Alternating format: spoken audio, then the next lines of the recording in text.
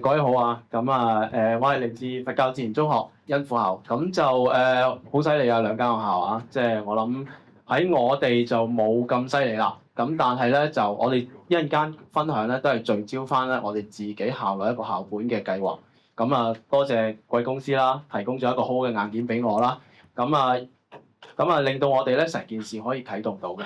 咁我先介紹下我自己先，咁其實咧我自己咧就係一個體育人嚟嘅。咁我本業咧係足球，咁我以前咧係教香港代表隊啦，咁亦都喺教育上面都有啲獎項啦。咁其實我喺17-18裏面咧係攞到行政長官卓教獎，咁隨之而嚟咧亦都唔同嘅一啲教練啊、教學上面嘅一啲獎項啦。算係少少嘅成就啦。咁但係咧呢一樣嘢都衝擊緊我嘅，咁亦都喺足球世界裏面咧，我都係一個教練嘅導師，咁所以好多嘅足球教練都會認識我啦嚇。咁由於係我有呢啲咁嘅背景咧。再加埋我自己又多一個嘅身份啦，咁我喺考評局裏面，即係喺 DSE 裏面都係負責一個喺體育科裏面一個較為少重要嘅一個幫手啦。咁所以咧就種種嘅嘢咧會驅使到我咧帶領科組裏面咧會喺體育上面咧有啲諗法。先講下我哋學校先啦。咁我哋學校咧就喺自然證院裏面一個組件啊，建築群裏面嘅其中一個組件。如果你去自然證院咧，你就話哇好大啊咁樣，其實佢哋有好多唔同嘅組件有。安老服務啦，有教育嘅服務啦。咁其實我哋學校咧就喺成個組件裏面嘅其中一個地帶。咁睇下你揾唔揾到我哋學校啦。咁你嚟到我哋呢度咧就好多嘢嘅。我哋好大一個地方佔據咗成個鑽石山一個山頭咁滯。咁咧我哋以前係一間SOS 學校啦，即係一間技能發展學校啦。咁發展到日後咧，就咁教育局就邀請我哋話會唔會開辦一啲主流相關嘅課程。咁去到今天咧，我哋就係一間主流特色學校，咁我以前咧服務嘅學校咧都係嚟自主流啦。咁我嚟到呢度履新副校長之後咧，咁我就將我呢啲鬼主意咧就帶俾我哋科組。依家我哋咧主要收嘅咧係一啲特殊學習需要嘅小朋友。咁我哋其中一樣嘅目標啦，即係我同校長啦，同埋另外一個拍檔啦，另外一個副校咧，我哋都三個都好認同一樣嘢咧，就係我哋其中一個好重要嘅目標咧，就係希望你細蚊仔咧6年之後，可以身體健康咁樣行出我哋校門，因為點解咧？其實我哋細蚊仔同主流校嘅中學係有啲唔同嘅。可能主流校嘅學生就大部分都係衝學業啦，入大學啦，有好多學業上嘅一啲追隨啦。我哋細蚊仔係有啲唔同。可能舉個例，佢哋可能好快就會投入職場。而當中佢哋入到嚟咧，都會可能喺身體上面有少少嘅論盡。所以咧，我哋就會作為我哋一個體育人啦，我哋自己有個使命，就係希望點樣幫呢班細蚊仔。我哋呢啲信念咧都好肯定㗎啦，嗰間學校都係㗎啦。希望我哋嘅細蚊仔係咩啊？進展潛能希望每一個細蚊仔入嚟，無論佢係一個好聰明、好聰慧嘅學生，乃至去到一個可能佢可能係肢體傷殘嘅小朋友，我哋都有個使命，令到佢個成長裏面咧都係學得好嘅。我諗我哋會多個宗教背景啦，因為我哋嚟自一間佛教學校啦，所以我哋係陸育裏面咧係均衡咁培育。先講我哋學校啦，呢度咧我哋冇話到俾你聽喺我哋自然證件裏面，我哋組件屬於邊個部分？我哋就已經喺裏面。其實我哋一間唔大嘅學校嚟嘅。咁頭先我哋講少少就係我哋以前喺間 SOS 學校嘅時候咧，我哋嘅校舍好細，但係我哋係用盡晒我哋空間。我哋得3笪地方上堂嘅啫，一個球場啦，一個籃球場大把嘅啫。跟住一個禮堂。一個所謂叫做活動中心，即係朝行晚測，有陣時會推出嚟有啲multi 啊 fitness 啊咁樣去做啦。跟住然之後咧有陣時又會變成一啲咁樣嘅地方啦，有陣時又會加進個 talk 啦，好多多元化嘅嘢。但係我哋嘅人腳就好強。我嚟到呢度嘅時候咧，我就係呢個組件。原來我見到我下面五個手足咧都係好強。嚟緊咧，我哋嘅同事咧，嚟緊嘅全運會咧，呢一位咧就係香港女子籃球代表隊嘅主教練，即係潘老師喺我哋度任教。我哋有2位嘅欖球嘅一位教練，一位現役嘅球員，亦都有一個香港跳繩嘅現役嘅代表隊成員，再加埋我哋嘅體育科主任咧，係射箭嘅高手，亦都係教練。咁啱揾埋我喎，好明顯我校長係。即係好明顯係有啲部署啦嚇，嚟到之後咧，我哋有一個咁強嘅團隊，咁我哋點去建構呢件事咧？咁我嚟到呢度咧睇一樣嘢咧，原來咧其實喺我哋之前咧，我哋學校咧做咗好多嘢，同時做咗好多嘢，我哋參加咗好多大學嘅研究，佢點樣去幫我哋嘅細蚊仔學得好。咁我嚟到咧，佢哋問我：喂，副校，其實你點睇呢件事咧？我諗間學校都離不開3個維度嘅。中央課程點樣去喺課程裏面規劃一個多元、均衡、寬廣嘅體育課程？呢6個字咧，我諗個個體育嘅老師都會識㗎啦。咩4類8項啊，什麼新興運動啊，乜嘢延伸活動啊，我諗個個都會掌握。跟住第二樣嘢就係咩咧？我哋點樣去利用課餘嘅課時，去令到細蚊仔透過可能有教練、有佢哋嘅自主，透過家長、校友甚至乎辦學團體去推展體育。跟住然之後就點樣利用朝頭早午息、小息嘅時間，去令到佢參與好多嘅接觸運動嘅經歷。咁頭先尹 Sir 都講咗啦，佢喺知識層面裏邊豐富佢。咁圍繞住5樣維度：知識、技能、態度、價值觀、共通能力，係嘛？呢啲全部嘅嘢都係教育局裏面咧，好希望我哋體育人可以俾到佢。再加埋而家小學又有埋評估咯喎，咁我都參與其中嘅。咁知道原來評估嘅工作點樣去延伸去到中學，再學得好。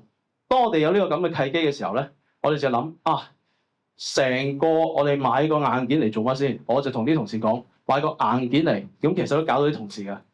你哋嘅同事好慘嘅，因為次次嚟同我開會咧，我都會同佢講，可唔可以將你個 system 改咗少少啊？咁樣得唔得啊？又咁樣得唔得啊？有好多鬼主意，點解咧？因為可能我自己嘅經歷啦，同埋同事嘅經歷，我哋經常出去海外，即係我記得我喺攞咗教育獎之後咧，我去到芬蘭啦，亦都去非洲啦，好多嘅國家裏面接觸同體育相關嘅嘢嘅時候，發覺其實我哋用呢啲硬件嚟做啲乜嘢咧？咁我哋用嘅時候咧，最重要嘅就係咩咧？去了解翻我哋細蚊仔嘅需要，從而回應翻我哋嘅課堂。首先第一樣嘢我就俾同事講，體育第一樣嘢一定係要做好教學。課堂裡面我哋要追蹤乜嘢咧？究竟我哋一個細蚊仔喺一堂嘅40分鐘課堂裏面，其實佢參與咗幾多 ？OK， 舉個例，呢套硬件最勁嘅地方就係計步數啊嘛。咁其實我都挑戰啦，同啲同事講：喂，步數好似唔係好正喎，可唔可以再正啲啊？我想知道個距離。我要知道好多背後嘅嘢。咁今年我攞咗個數據之後，我做咗前測、後測之後咧，成個大數據都係由我同另一個同事去建構，再加埋乜嘢咧？由於我頭先講啦，我哋呢班細蚊仔咧係一支嚟自即係好多特殊學習需要嘅小朋友啦。咁我就直頭就住嗰9個嘅 SEN features 咧，我就做咗一個比對，做咗個關係。咁我就會掌握我哋細蚊仔原來透過呢啲課程，透過我哋嘅私教，透過我哋嘅教學設計，點樣令到佢哋嘅身體係可以發展得更好？俾大家睇下先啦。咁由於我哋細蚊仔咧都好老實咁講咧，有一班細蚊仔畢業之後咧，佢會進入職場嘅。咁所以我哋係會比較緊張少少。舉個例，好實在嘅一啲工種，啲藍領嘅，譬如我哋頭先喺下面上嚟啊，我哋上嚟嘅時候門口咪見到有啲同事會幫手開道門嘅。我哋細蚊仔試過實習過，佢直頭我有一次探訪佢哋工作實習嘅時候咧，佢哋話俾我聽，佢每日總共開咗幾多次嗰道門。咁跟住我問佢攰唔攰啊？好攰。咁我邊度攰啊？個手攰咯。咁我話：咁你點樣強化你隻手啊？我唔知啊。即係個細蚊仔會講我唔知。咁我哋嘅責任就係話俾你聽，點樣可以令到你身體健康？即係點樣可以強化你隻手，同埋強化最重要一樣嘢唔係你隻手攰啊嘛，其實你條腰都好攰啊嘛。咁所以你要要話俾佢聽點樣去追求佢嗰個體能嘅追求。咁所以咧喺個健康體室裏面，我諗呢啲大家都知係咩嚟㗎。但係呢個表我諗大家未見過啦嘛。我嚟到呢度咧都大開眼界，即係我哋嚟自一個主流學校嘅老師嚟到呢度做副校長，我一睇呢個表，哇！原來我哋係需要睇呢樣嘢。我哋照顧個細蚊仔入職場咧，我哋係要計呢個數字，要睇呢個數字係咩咧？我諗主流學校嘅老師一定睇嗰啲咩8大啊，點樣進入去邊間大學啊，幾多分啊，個 mean 係咩啊？upper 係點啊，lower 係點啊？我哋反而睇呢個，就係究竟我哋嘅細蚊仔進入職場，佢點樣可以入到落去，佢從事呢啲工作？佢嘅歲數隨住即係佢嘅年紀咧，係慢慢遞減。咁我哋就會比較關注啦。即係簡單來説，佢將來畢業咗之後，佢可唔可以喺社會裏面咧，能夠咧可以自己落到腳，照顧到自己？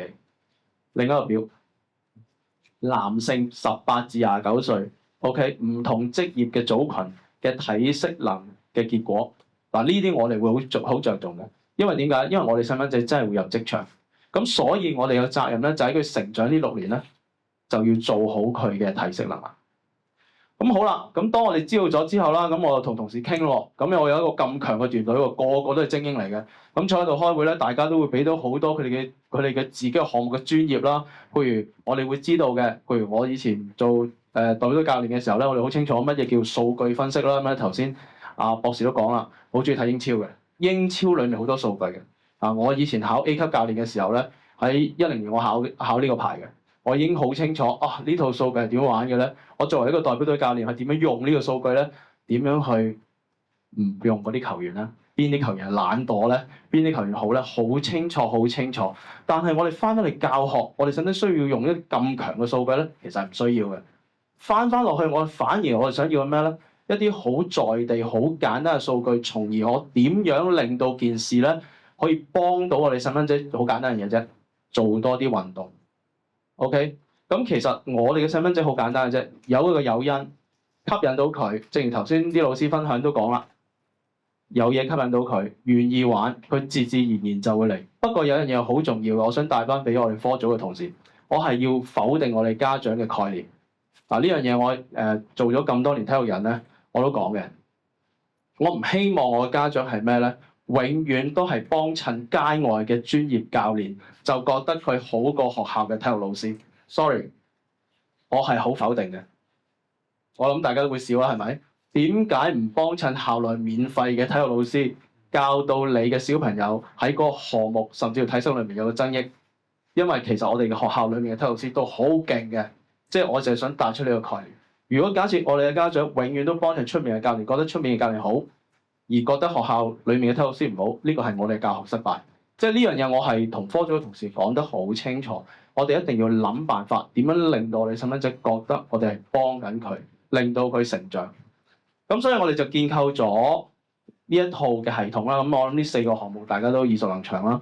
背後就加咗9個嘅系統，我揀過嘅。我哋即係同事之間揀過。點樣揀呢9個？其實好簡單嘅啫。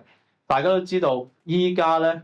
我諗在座大人都係㗎啦。如果我叫你將你部智能電話擺低2個鐘頭咧，你好似你好似要睇醫生㗎啦，應該要。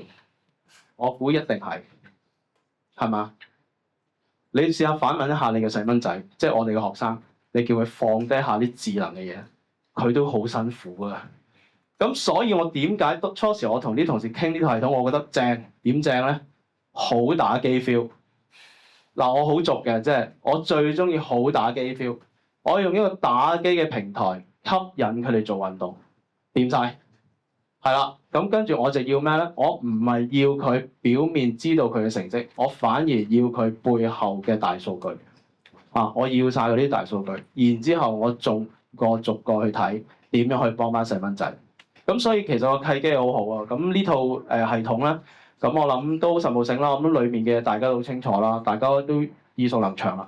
咁睇下我哋嘅運作啦嚇。咁我哋嘅細蚊仔咧，最原始我哋開前測嘅時候咧，就擺張凳做啫。去到後測咧，我就同另外一個科組咧就講：喂，可唔可以即係用少少動手做 STEM 嘅嘢，整個架俾我啊，擺上張凳上面。呢啲好原始嘅嘢，因為教學係唔需要，即係我自己覺得最低成本做到嗰件事咧，我覺得係最 OK 嘅。同埋咧係要配合學校嘅環境。我哋學校最多就係呢啲凳，啱晒 OK， 咁我就擺上個架度做。你睇到啦，我哋細蚊仔，講多少少，我哋班細蚊仔係好乖。我大膽講咧，我哋係 Band 1嘅態度嚟㗎，我哋啲細蚊仔。OK，咁睇下呢個得唔得先？係啦，俾大家睇下。逐個嚟，好冇？初頭做前測咧，做到嗌救命㗎。啲同學仔，因為真係未試過，咁咧影到個畫面，你幫我數下呢有幾個體育老師？總之着街衫嗰啲都係㗎啦。呢度超過10個嘅體育人喺度，係專業嘅。咁咧就係真係透過我哋嘅科組咧，我哋嘅人脈咧，去邀請大學嘅一啲準老師啦，香港代表隊嘅教練團隊啦。義務邀請佢入嚟，喂，我有一件咁嘅事喎，可唔可以幫手啊？幫我睇下啲細蚊仔啊，俾佢認識下我啲細蚊仔啊。咁咧呢度全部都係教練啊、準嘅體育老師入嚟幫手去啟動呢個體適能。點解要咁做咧？因為我都要俾我同事有信心去行，繼續走落去噶嘛。咁今年咧，我哋就冇呢啲人啦，全部自己做啦。因為點解咧？最重要係俾科組有個信心，因為我自己知啊嘛。我以前都施行過呢個咁嘅教學啊嘛，佢哋唔知啊嘛。我哋點樣令到科組會有信心去啟動呢件事咧？因為我哋嘅細蚊仔真係要照顧嘅。嗱，你睇下個畫面，你睇下呢個教練，佢做幾多等於佢做幾多，咁又我哋就係要有呢個誘因去令到我哋嘅細蚊仔要有一個健康嘅身體。咁啊，再俾大家睇下啦。啊，我哋就會以1對2或者1對4啊咁樣嚇去進行。咁啊，背後嘅大數據嗱，唔好意思啊，因為始終我都要保障翻我哋啲細蚊仔啦。咁呢個唔係最 deep 嘅大數據嚟嘅。deep 嗰個係好多數字嘅，對於我嚟講係好正嘅。不過可能你哋話純粹數據咁睇咁啊，即係唔係好準啦。我哋做埋質性嘅，即係由於即係呢樣嘢咧，我會想豐富翻咧，我哋係做埋訪問，去了解翻我哋細蚊仔喺我哋嘅前測後測嘅過程裏面咧，究竟佢覺得自己有冇得着？咁好開心嘅，因為點解咧？喺我哋訪問嘅過程裏面咧，我哋嘅細蚊仔係好中意呢件事，不過佢就話好辛苦。咁我就會問佢啦，咁下次仲做唔做啊？我唔會做。咁我話上堂，如果我陪你做咧，都可以。即係我諗呢個位好正嘅就係咩咧？原來其實喺老師陪同行之下咧，其實我哋嘅細蚊仔咧係願意同我哋一齊去提升自己嘅能力。